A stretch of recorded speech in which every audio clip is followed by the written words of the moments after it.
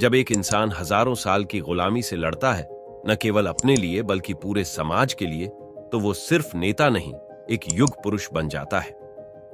डॉ भीमराव अंबेडकर ने हमें संविधान दिया, अधिकार दिए, लेकिन उन्होंने हमें सिर्फ कानून नहीं सिखाया, उन्होंने सोचने की आजादी दी। बाबा साहब ने जिन किताबों को लिखा, वो केवल शब्दों का संग्रह नहीं है, वो समाज को बदलने का हथियार है।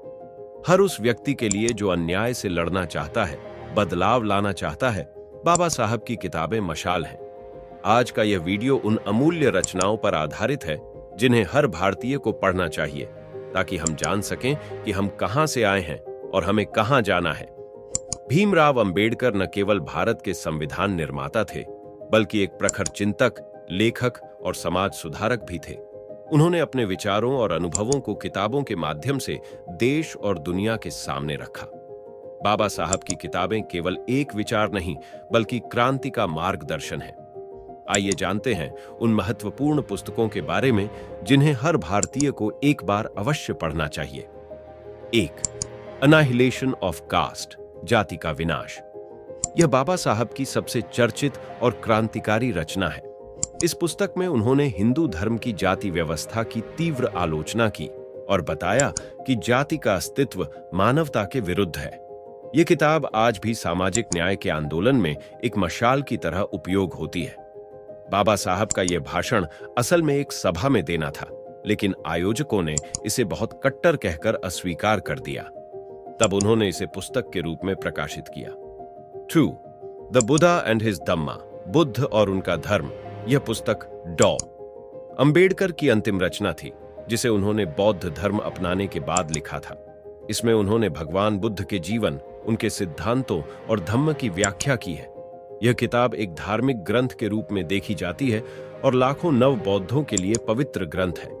यह समझने के लिए कि बाबा साहब ने क्यों बौद्ध धर्म अपनाया, यह पुस्तक पढ़ना आवश्यक है। 3. हु वर द शूद्रास, शूद्र कौन थे? इस किताब में बाबा साहब ने शूद्रों की ऐतिहासिक स्थिति को गहराई से समझाने की कोशिश की है।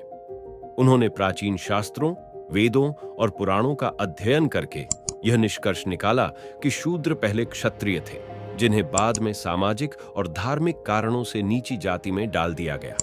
यह किताब उन लोगों की आंखें खोलती है जो जाति व्यवस्था को प्राकृतिक मानते हैं। 4.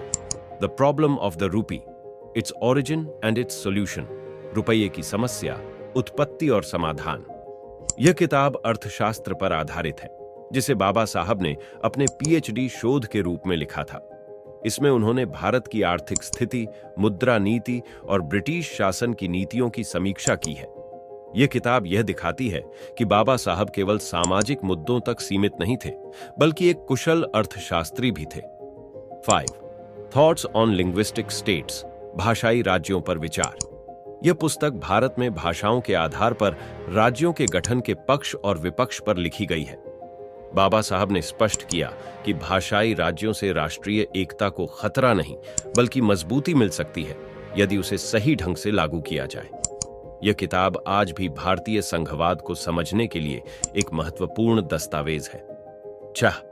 रिडल्स इन हिंदुइज्म, हिंदू धर्म की पहेलियां। यह किताब बाबा साहब की सबसे विवादास्पद लेकिन साहसी कृतियों में से एक है। इसमें उन्होंने हिंदू धर्म के ग्रंथों में मौजूद विरोधाभासों, अमानवीय मान्यताओं और सामाजिक अन्याय को उजागर किया है।